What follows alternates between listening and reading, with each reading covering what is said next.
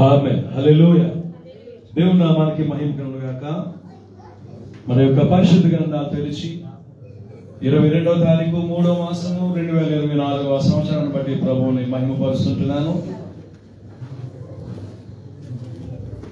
మన యొక్క పరిశుద్ధ గ్రంథాలు తెరిచి లూకా శుభవార్త 18వ అధ్యాయము 9 నుంచి 14 వరకు మైక్ పెట్టుకున్న దగ్గర బాగా చదవండి. అంకితమ్మ మీరు.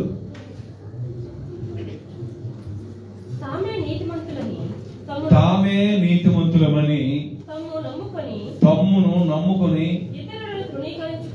ఇతరులను తృణీకరించు కొందరితో ఆయన ఈ ఉపమానమును చెప్పెను. ప్రార్థన చేయుటకై ఇద్దరు మనుషులు దేవాలయమునకు వెళ్ళిరి. వారిలో ఒకడు పరిసయ్యుడు, ఒకడు సుంకరి. పరిసయ్యుడు నిలవబడి, దేవా, నేను చోరులను అన్యాయస్తులను వ్యభిచారులనైనా ఇతరుల మనుషుల వలనైనను ఈ సుంకరి వలనైనను ఉండనందుకు నీకు కృతజ్ఞతాస్తుతులు చెల్లించుచున్నాను. వారమునకు 2 మారులు ఉపవాసము చేయుచు నా సంపాదన అంతటిలో 10వ వంతు చెల్లించుచున్నానని తనలో తాను ప్రార్థించుచుండెను. అయితే సుంకరి దూరంగా నిలుచుని ఆకాశము వైపు కన్నులెత్తుటకైనను ధైర్యము చాలక రొమ్ము కొట్టుకొనుచు, దేవా, పాపినైన నన్ను కరుణించుమని పలికెను. అతని కంటే ఇతడు నీతిమంతుడిగా తీర్చబడి తాను ఇంటికి వెళ్ళినని మీతో చెప్పుచున్నాను. తన్ను తాను హెచ్చించుకొనివాడు తగ్గింపబడిననియు, తన్ను తాను తగ్గించుకున్నవాడు హెచ్చింపబడిననియు చెప్పాను. చదవండి. ఓకే, చాలండి. ప్రార్థన చేసుకుందాం. ప్రేమ నమ్మకం కలిగినటువంటి మా ప్రియ పరలోక తండ్రి, మీకు వందనాలు. 22వ తారీఖు 3వ మాసం 2024 సంవత్సరాన్ని బట్టి మీకు వందనాలు చెల్లిస్తున్నాను. బట్టలాదివారమునకు ముందు శుక్రవారంలో మీ మాటలు వింటున్నాము. స్థానికంగా వాక్యం వింటున్నటువంటి బెథెస్దా పరిచర్యలను బట్టి దూర ప్రాంతాల నుంచి వాక్యాన్ని విని బలపరచబడచ్చు, ఇతరులను బలపరచబడడానికి ఇతరులకు షేర్ చేసి వాక్యాన్ని పంపిస్తున్న బిడ్డలను బట్టి మీకు లెక్కలేని స్తోత్రాలు. ఇదిగో ప్రభా, ఆసీనుడైన ప్రతి కుమారుడను కుమార్తెను జ్ఞాపకం చేసుకోండి. వారి కొరతలుగా గూర్చి మొరపెట్టుచుంటున్నాం, సహాయం చేయండి. వాక్యము మా జీవితాన్ని కడుతుంది, సరిచేస్తుంది. వాక్యం మా అంధకార బ్రతుకుల మీద వెలుగులు కలిగిస్తుంది. స్తోత్రములు. వాక్యమైన దేవా, మా అందరితో మాట్లాడమని, సరిచేయమని యేసునామాన్ని అడిగి ప్రార్థిస్తున్నాం తండ్రి. ఆమేన్. ప్రభునందు ప్రియులారా, వాక్యం వింటున్నటువంటి మీ అందరికీ ప్రభునామాన వందనాలు. అలాగే దూర తీర ప్రాంతాల నుంచి వాక్యం వింటున్నటువంటి మీకు కూడా ప్రభు అయినటువంటి యేసుక్రీస్తు శుభనామమున వందనాలు తెలియజేస్తూ ఉంటున్నాను. బాగున్నారు కదా? చాలా సంతోషము. రండి, దేవుని యొక్క మాటలు విని కొద్దిసేపు బలపరచబడదాం. లూకా శుభవార్త 18వ అధ్యాయంలో 9 నుంచి 14 వచనాల వరకు మనం చూసి ఉంటున్నప్పుడు, ప్రభునందులారా, తామే నీతిమంతులమని తమలో నమ్మకం ఉంచుకుంటూ ఇతరులను తృణీకరించే కొందరితో యేసు ప్రభువు వారు ఈ ఉపమానాన్ని చెప్పారు. హల్లెలూయా. ఈ రోజుల్లో కూడా ఈ విషయం మనం చూస్తూ ఉంటున్నాం. ఎలా చూస్తూ ఉంటున్నామంటే, ప్రభునందు ప్రియులారా, మరి కొందరైతే ఈ యొక్క శ్రమల కాల దినంలో మరి ఉపవాస దీక్షలు ఉండడాన్ని మనం చూస్తుంటున్నాం. మంచిది, ఉండాలి, అందరం ఉండడం మంచిది, ఆధ్యాత్మికంగా మంచి విధాల్లో ఉంటుంది. అయితే కొందరు పితృపారంపర్య ఆచారాలు, వ్యర్థమైనటువంటి ఆచారాల్ని వారు తెలియజేస్తా ఉంటున్నారు. కానీ మరి సత్క్రైస్తవులుగా జీవించడంలో వారు విఫలులు అవుతూ ఉన్నారని నేను మీకు తెలియజేస్తా ఉంటున్నాను. హల్లెలూయా. దేవుడు కోరుకున్నటువంటి భక్తి జీవితం, దేవుడు కోరుకున్న పవిత్ర జీవితం, దేవుడు కోరుకున్న క్రైస్తవ జీవితము ఒకలాగా ఉంటే, మానవ పద్ధతులను దైవోపదేశములుగా బోధించి వాటి మధ్య జీవిస్తున్నటువంటి వారు నేటి దినాల్లో ఉన్నారు. ఇప్పుడు మనము జీవించవలసినటువంటి క్రైస్తవ జీవితము, భక్తి జీవితము, ఆధ్యాత్మిక జీవితము, పరిశుద్ధ జీవితము ప్రభు అయినటువంటి యేసుక్రీస్తు ఏ విధంగా సూచించాడో అలాగే జీవించాలి తప్ప మానవులు చెప్పినట్లు కాదని మనం జ్ఞాపకం చేసుకోవాలి. మానవ పద్ధతులన్నీ ఆచారాలై ఉన్నాయి. ఇవి అన్యులు ఏ విధంగా ఆచరణ చేస్తున్నారో, ఆచరిస్తున్నారో ఆ విధంగానే క్రైస్తవులు కూడా కొందరు ఆచరిస్తూ ఉంటున్నారు. అయితే హృదయం చాలా ప్రాముఖ్యమైనది, మనస్సాక్షి చాలా ప్రాముఖ్యమైనది, నడవడిక పరిశుద్ధ జీవితం చాలా ముఖ్యమైనది. కానీ ప్రభునందు అన్యులు రీతిగా మనము దేవుని ఆరాధించడానికి దేవుడు ఎంత మాత్రం కూడా ఒప్పుకోడైనా. కొందరు అంటారు మరి ఈ యొక్క శ్రమల దినాల్లో రంగుల బట్టలు వేసుకోకూడదు, తెల్లటివే వేసుకోవాలి. కొందరు అంటారు ఈ రంగు వేసుకోకూడదు, ఆ రంగు వేసుకోకూడదు అంటారు. కొందరు ఇవే తినాలి, అవి తినకూడదు అంటారు. కొందరు ఇలా పడుకోవాలి, అలా పడుకోకూడదు అంటారు. కొందరు ఇలా ఉండాలి, అలా ఉండాలని మానవుల యొక్క ప్రాపకాండ ఎక్కువైపోతుంది. మానవులు ఆచారాలు కల్పించడం ఎక్కువైపోతుంది. కానీ దేవుడు ఉపదేశించినటువంటి రీతిగా పరిశుద్ధ గ్రంథం ఎలా నడవమని చెబుతుందో అలా నడవడానికైతే మనుషులు వారు సిద్ధంగా లేరు. క్రైస్తవులుగా ఉన్నటువంటి మనము మొట్టమొదటి దేవుడు ఏం చెప్పాడో అలా ఉండడానికి మనం ప్రయాసపడాలి. అదే అసలు శిశులైన క్రైస్తవ జీవితం. అదే ప్రభు అయినటువంటి యేసుక్రీస్తు మనకు అనుగ్రహించిన ఒక మాదిరి జీవితం. హల్లెలూయా. లోకంలో ఉన్నవాడు, అజీర్తి ఎక్కువ ఉన్నవాడు మాంసం తినకూడదు అంటాడు. ఈ శ్రమల కాల దినాలు ఏమంటున్నాడండి? మాంసం తినకూడదు అంటున్నాడు. ఒబిసిటీ ఎక్కువ ఉన్న వాళ్ళు తగ్గడానికి ఏమంటున్నారంటే ఒక పూట తిని మనం ఆరాధన చేస్తే మంచిదేమో అంటారు. ఈ పద్ధతులన్నీ మనుషులు తమకు మెచ్చినట్లుగా వచ్చి చెప్పినవి. అవి కాదు. కానీ పరిశుద్ధ గ్రంథం నీతో సూటిగా ఏం చెబుతోంది, పరిశుద్ధ గ్రంథం సంఘంతో ఏం చెబుతోంది, అది చాలా అవసరమైంది. అందుకనే ఆ రోజుల్లో ప్రభువుల వారు ఉన్నప్పుడు కూడా యూదుల్లోను ఇశ్రాయేలీల్లోనూ ఈ సడుగులు కొలుగులు ఉన్నప్పుడు యేసు ప్రభుల వారు చుట్టూ ఉన్న సమాజాన్ని చూసి మాట చెప్తా ఉన్నారు. ఏం చెప్తున్నారంటే తామే నీతిమంతులమని తమలో నమ్మకం ఉంచుకుంటూ ఇతరులను తృణీకరించే కొందరితో ఆయన ఉపమానం చెప్పారు. ఏం చెప్పారు? అది ప్రార్థన చేయడానికి ఇద్దరు మనుషులు దేవాలయానికి వెళ్ళారు. వారిలో ఒకడు పరిసయ్యుడు, ఒకడు సుంకర్, అంటే పన్నులు వసూలు చేసేటువంటి వాడు. హల్లెలూయా. పరిసయ్యుడు నిలబడి ఏమంటున్నాడు చెప్పండి? తనలో తాను ఎలా ప్రార్థించాడు? దేవా, ఏమంటున్నాడు? నేను చోరుల వలెను, అన్యాయస్తులు, అభిచారులైన ఇతరుల మనుషుల వలనైనను, ఈ సుంకర్ వలనైనను ఉండనందుకు నీకు కృతజ్ఞతాస్తుతులు చెల్లిస్తున్నాను అంటున్నాడు. ఒకటి నేను నిలబడ్డానంటున్నాడు. ఏమంటున్నాడంటే అతడు చూడండి ఎంత మరి తన యొక్క ఆ విధానాన్ని తెలియజేస్తున్నాడు. నేను చోర్ల వలెను, అన్యాయస్తుల వలనను, వ్యభిచారులైనటువంటి ఇతరుల మనుషుల వలనైనను కాదు, చివరకు ఈ సుంకరి వలనైనను ఉండనందుకు నీకు కృతజ్ఞతాస్తుతులు చెల్లిస్తాను అంటున్నాడు. పరిసయ్యుడు నిలవబడి అంటున్నాడు కదా, తనలో తాను ఎలా ప్రార్థిస్తున్నాడు? దేవా, ఇతరులు ఏమంటున్నాడంటే వంచకులు అంటున్నాడు, ఇతరులు అన్యాయస్తులు అంటున్నాడు, ఇతరులు వ్యభిచారస్తులు అంటున్నాడు, ఇతరులు సొంతం వసూలు చేసే ఇగో ఇలాంటి మనుషులు అని అతను వేలు పెట్టి చూపిస్తా ఉన్నాడు. అతను వేలు పెట్టి ఇతరుల వైపు చూపిస్తున్నాడు. ఎవరండి? పరిసయ్యుడు. పరిసయ్యుడు అంటే ఏమనుకుంటున్నాడంటే తనకు తాను ఏమనుకుంటున్నాడు చెప్పండి? పరిసయ్యుడు ఏమనుకుంటున్నాడు తనకు తాను? పరిశుద్ధుడు ఏమనుకుంటున్నాడండి? తనకు తాను పరిశుద్ధుడు అనుకుంటున్నాడు. అందుకని అంటున్నాడు వంచితుల వలె కాదు, అన్యాయస్తుల వలె కాదు, వ్యభిచారుల వలె కాదు, ఈ సొంతం వసూలు చేసేటువంటి వారి వలె కూడా నేను కాదు, నేను వారి వంటి వాడిని కాను అంటున్నాడు. ఏమంటున్నాడండి?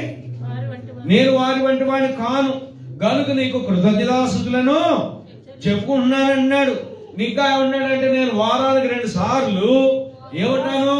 ఉపవాసం ఉంటానంటున్నాడు.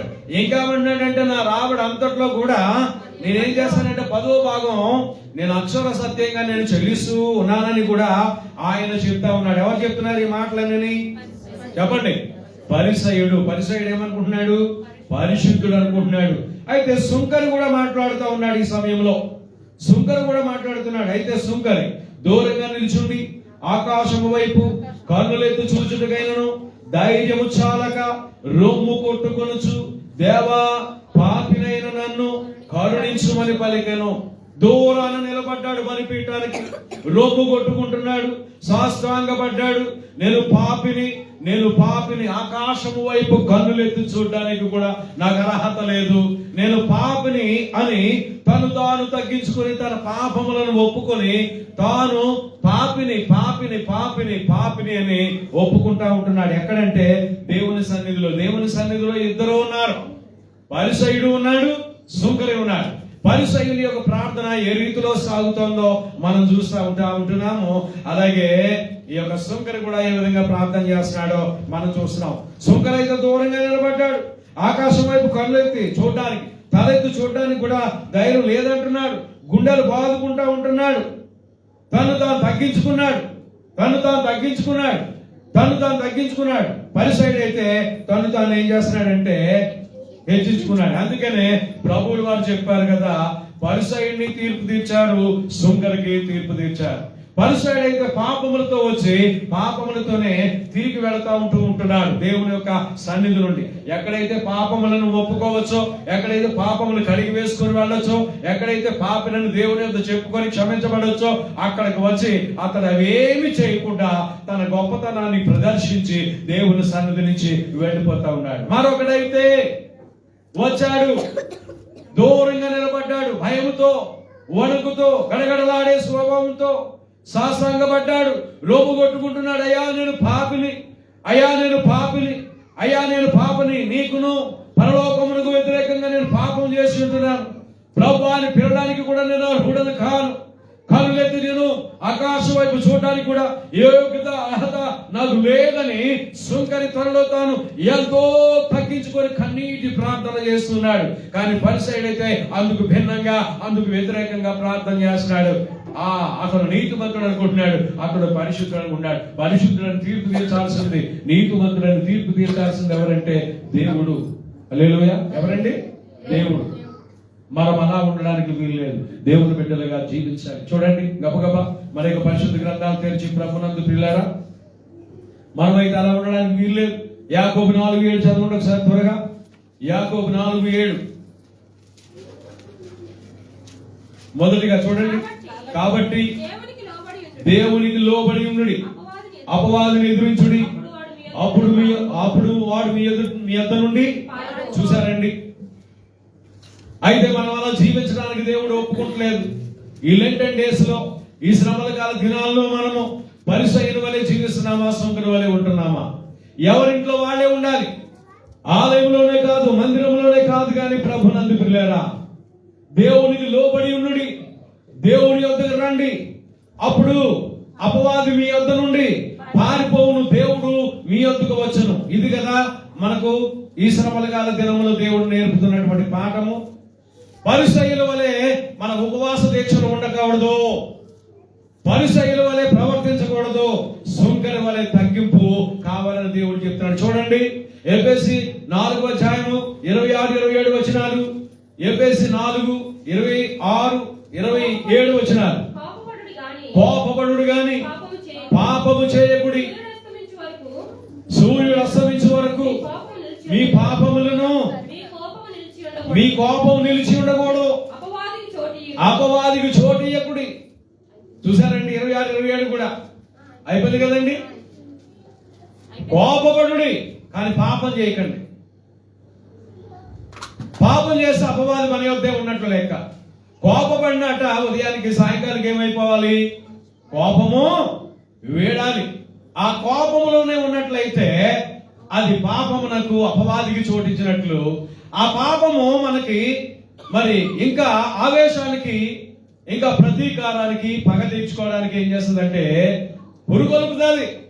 కోపపడ్డాడు ఎవరు? కయీను. అందరితో ఆగితే బాగుండు కానీ ఆ కోపాన్ని పగగా మార్చుకున్నాడు, పగ ద్వేషంగా మార్చుకున్నాడు. ద్వేషాన్ని ఏం చేశాడంటే హత్యగా మార్చేశాడు. చూసారండి, అందుకని అంటున్నాడు దేవుడు, కోపపడండి తప్పలేదు, కానీ కోపాన్ని పగగా చేసుకోవద్దు, పాపంగా మార్చుకోవద్దు, హత్య చేసేంతటిగా మీరు చేసుకోవద్దని చెప్తున్నాడు. కోపడటం మంచిదే. కోపం మళ్ళా 1 గంట తర్వాత 2 గంటల తర్వాత ఏమైపోవాలా? దాన్ని తీసివేసుకోవాలి. ఆ కోపం మనలో ఉన్నదనుకోండి, మన ఎముకలకే మంచిది కాదు, మన దేహానికి మంచిది కాదు అంటున్నాడు. దేవుని బిడ్డలుగా మనం జీవించాలని చెప్తున్నాడు. అందుకంటున్నాడు జాగరూకత కలిగి సాతాన్ని ఎదిరించండి అని యాకోబు చెప్తున్నాడు. ఎఫెసీకి రాస్తూ పౌలు భక్తుడు కూడా చెప్తున్నాడు. 2 కొరింథీ 2:11 మొదటగా మనం చూస్తే ప్రభునందు పిల్లారా చూడండి, త్వరగా. నేనేమైనను క్షమించి ఉంటే సాతాను మనలను మోసపరచకుండునట్లు మీ నిమిత్తము క్రీస్తు సముఖమునందు. ఆగో చూసారంటే పౌలు భక్తుడు చెప్తున్నాడు, నేను క్షమించాను క్రీస్తు సముఖమందు. అది అపవాది నిమిత్తం కాదు, సాతాను నిమిత్తం కాదు, దేవుని నిమిత్తము, క్రీస్తు నిమిత్తము. నేనేం చేశానంటే మీ ఎడల ఏమైనా పాపం చేస్తున్నట్లయితే వెంటనే నేనేం చేశానో తెలుసా? క్షమించేశాను. మనం కూడా ఏం చేయాలి? ఒకరి ఎడల ఒకరు క్షమాపణ జీవితం కలిగి ఏం చేయాలంటే వెంటనే పసిపిల్లల వలె మరిచిపోవాలి. ఆ పాపాన్ని, కోపాన్ని మనం అలాగా చాలా సంవత్సరాలు క్యారీ చేస్తా ఉండకూడదు. ఏం చేయకూడదండి? చెప్పండి. క్యారీ చేయకూడదు. అడవిలో నిష్ఠాగరిష్ఠులైనటువంటి 2 పండితులు వెళ్ళిపోతున్నారంట. అడవిలో చాలా దూరం వెళ్లాల్సి వచ్చిందంట. అర్థమైందండి? సడన్ గా ఒక స్త్రీ వచ్చి, అయ్యలారా నేను కూడా మీలాగే ఏదో ఊరు వెళ్ళిపోతున్నాను, నడవలేకపోతా ఉన్నాను, దయచేసి నాకు కొంచెం సాయం చేయండి అంటే వారిద్దరు అన్నారంట. ఆ నిష్ఠాగరిష్ఠులైనటువంటి పండితుల్లో ఒకడు అన్నాడంటే, అన్నాడంటే మీతో, మనం అసలు ఎవరిని ముట్టకూడదు తెలుసా, మనం చాలా జాగ్రత్తగా ఉండాలి, మనం చాలా పరిశుద్ధులు పవిత్రులము, ఆమెకి ఎడంగా వెళ్ళిపోదాం అన్నాడట. బి ఆలోచన చేస్తున్నాడట. అన్నాడట బీతో, ఏంటి ఆలోచన చేస్తున్నా? వద్దు అన్నాడట. చాలా దూరం వెళ్ళిన తర్వాత ఆమె గోజాడుతుందట, సహాయం చేయండి, నడవలేకపోతున్నాను, చనిపోతానేమని. బి ఇంకా ఆలోచించగా సరైన భుజం మీద చిన్నపిల్లలు ఎక్కించుకొని చాలా దూరం నడుస్తున్నాడుగా బిని విడిచిపెట్టేసి ముందెళ్ళిపోతున్నాడట. ఎందుకంటే అతను మైలబడిపోయాడు, ఇతనితో మాట్లాడకూడదు, ఇతను తాకకూడదు అని చెప్పేసి. చివరికి ఒక ఊరు వచ్చేసింది, ఆమె వందనాలు చెప్పేసి వెళ్ళిపోయింది. బికి బి నడుస్తున్నారట. అదే వంక బి వైపు చూస్తానే ఉన్నాడట. ఏంటంటే అతను మైలబడిపోయి మాట్లాడకూడదు, ఏం చేయకూడదు అని. అలా వెళ్తా ఉండగా కొలను వెళ్ళిపోయిందట. కూడా స్నానానికి దిగాడట, బి కూడా స్నానం దిగాడట. ఇద్దరు స్నానం చేసేసి మళ్ళా తమ యొక్క ఆ పూజ పునస్కారాలు ముగించుకొని మళ్ళా దారిలో పడుతుంటే అడుగుతున్నాడట బిని, నీకు సిగ్గుగా లేదు ఆమెను తాకడానికి, ఆమెను ముట్టడానికి, ఎందుకు నువ్వు మోసావు అంటున్నాడట. అప్పుడు బి అన్నాడంటే, ఇంకా నువ్వు మోస్తున్నావు, హృదయం పెట్టుకునేది అన్నాడంట. ఏం చేస్తున్నావు? ఇంకా నువ్వు దీన్ని మోస్తానే ఉన్నావా? నేనైతే అప్పుడే మోసాను, అప్పుడే వదిలేశాను, అప్పుడే స్నానం చేశాను, అప్పుడే దేవునికి వందనాలు చెప్పాను, అప్పుడే నేను దేవుని దగ్గర క్షమాపణ పొందేసి పశ్చాత్తాపం పొందేసి నార్మల్ లైఫ్ లోకి వచ్చేసాను. నువ్వు ఇంకా ఇది మోస్తున్నావా? మనలో ఇలాంటి వాళ్ళు చాలా మంది ఉన్నారు. వాళ్ళు మోస్తానే ఉంటారు, ఎన్ని సంవత్సరాలైనా మోస్తానే ఉంటారు. అలా మోయడం వల్ల మనకే అనర్థము. దేవుని యొక్క నీతి నుండి, దేవుని యొక్క ప్రేమ నుండి, దేవుని క్షమాపణ నుండి, దేవుని యొక్క ఆ చక్కటి ఆ కృప నుండి మనం వేరైపోతున్నాం. హల్లెలూయా, హల్లెలూయా. అందుకని అంటున్నాడు, ఎలా జీవించాలి? మనము దేవుని యొక్క బిడ్డలుగా జీవించాలి.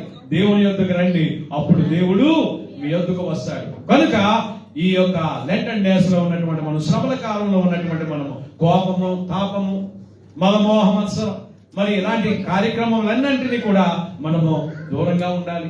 దేవుడు ఏం చెప్పాడో అలా జీవించడానికి మనం ఏం చేయాలి? ప్రయాసపడాలి. నేను మిమ్మల్ని ప్రేమించుతున్న ప్రకారం మీరును ఒకరికొకడు ప్రేమించండి.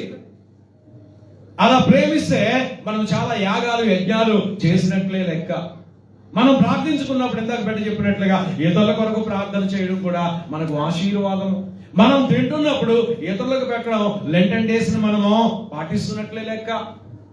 మన యొక్క బంధువులకి, మిత్రులకి ముఖం తిప్పుకోకుండా వారి ఎదుట మనం వారికి కావాల్సినవి ఏర్పాటు చేయడం, ఆపదలో ఉన్న వారికి, అక్కడలో ఉన్న వారికి, ఇరుకులో ఇక్కట్లో ఉన్నటువంటి వారికి చెయ్యను అందించడము, అది కూడా ఉపవాసంతో సమమని దేవుడు చెప్తున్నాడు. అందుకనే మదర్ తెరీసమ్మ ఒక మాట చెప్పారు కదా, ప్రార్థించేటువంటి పెదవుల కన్నా సహాయం చేసేటువంటి చేతులు చాలా గొప్పవి. మదర్ తెరీసమ్మని బొంబాయి వారు పిలిచారంట సన్మానం చేయడానికి.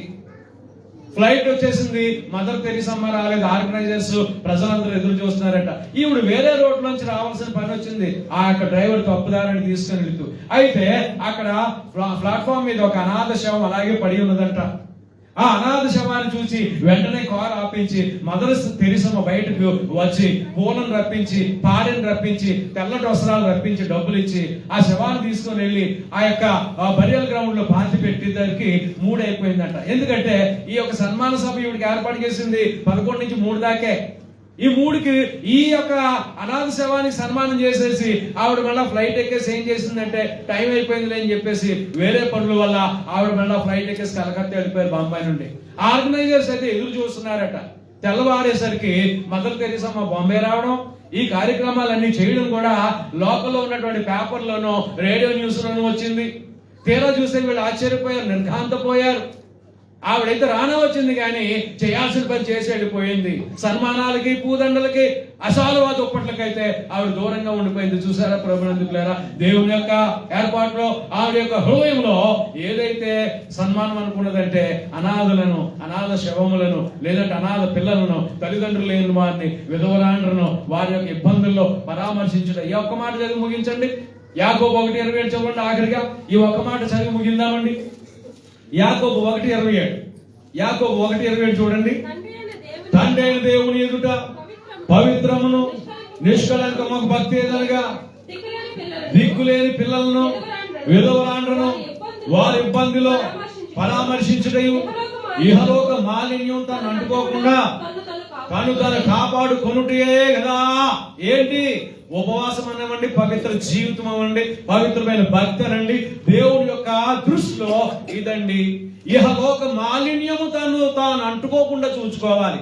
అదే దేవునికి ఇష్టమైన ఉపవాసం, అదే దేవునికి ఇష్టమైన పవిత్రమైన క్రైస్తవ జీవితం. అలా జీవించడానికి మరి క్రీస్తు యొక్క రక్తము మనకు సరిపోయినంతగా ఉన్నది. ఆయన యొక్క రక్తము చేత మనల్ని కడిగిన పువ్వుల వలె, కడిగిన ముత్యాల వలె ఆయన ప్రత్యేకించేశాడు. ఇక మనం కడుక్కోవాల్సిన అవసరం లేదు. ప్రతిదినం వాక్యం చదవడం, ప్రతిదినం ప్రార్థన చేసుకోవడం, ప్రతి వారం మరి ఆ పరిశుద్ధుల గుంపుతో సహవాసంలో పాలు పంపులు కలిగి ఉండడమే నిజమైన భక్తి జీవితం, నిజమైన సహవాసం, నిజమైనటువంటి ఆ పవిత్రత దేవునికి ఇష్టమైనది. కనుక ప్రభునందుకులారా, ఈ మధ్యాహ్నం వాక్యం వింటున్నటువంటి స్థానికులారా, దూర తీర ప్రాంతం నుంచి వాక్యం వింటున్న వారులారా, పరిసయ్యుల వలె ఉండదు కానీ సోకర వలె తగ్గించుకుందాము. దేవునికి ఇష్టలుగా జీవిద్దాం. తల వంచుదాము, ప్రార్థన చేసుకుందాం. ప్రేమ నమ్మకం కలిగినటువంటి మా ప్రియ పరలోకపు తండ్రి, మీకు వందనాలు. సోకరి జీవితము మాకు అవసరమైంది. పరిసయ్యుల జీవితము అక్కడ హెచ్చించుకున్నాడు, మీ చేత అతడు కనికరించబడలేదు. సోకరు తగ్గించుకున్నాడు, మీ చేత హెచ్చింపబడ్డాడు. వందనాలు. వాక్యం విన్నటువంటి మేము మఠల ఆదివారమునకు ముందు శుక్రవారంలో ఉన్నాం. మఠల ఆదివారం అనబడినటువంటి పరిశుద్ధ వారంలోనికి కూడా మేము ప్రవేశించబోతూ ఉంటున్నాం. నిజమైన క్రైస్తవ జీవితం, భక్తి జీవితం మాకును దూర తీరం నుంచి వాక్యం వింటున్న బిడ్డలకును అనుగ్రహించమని యేసునామమున అడిగి ప్రార్థిస్తున్నాం తండ్రి. ఆమేన్. మన పరమ తండ్రి దేవుని యొక్క ప్రేమయు, కుమారుడైన క్రీస్తు యేసు యొక్క కృపయు, పరిశుద్ధాత్మ యొక్క అన్యోన్య సహవాసం, సమాధానం ఇప్పుడు ఎల్లప్పుడు సదాకాలం మనకు తోడుగా ఉండును గాక. ఆమేన్, ఆమేన్, ఆమేన్. Praise God. May God bless you all.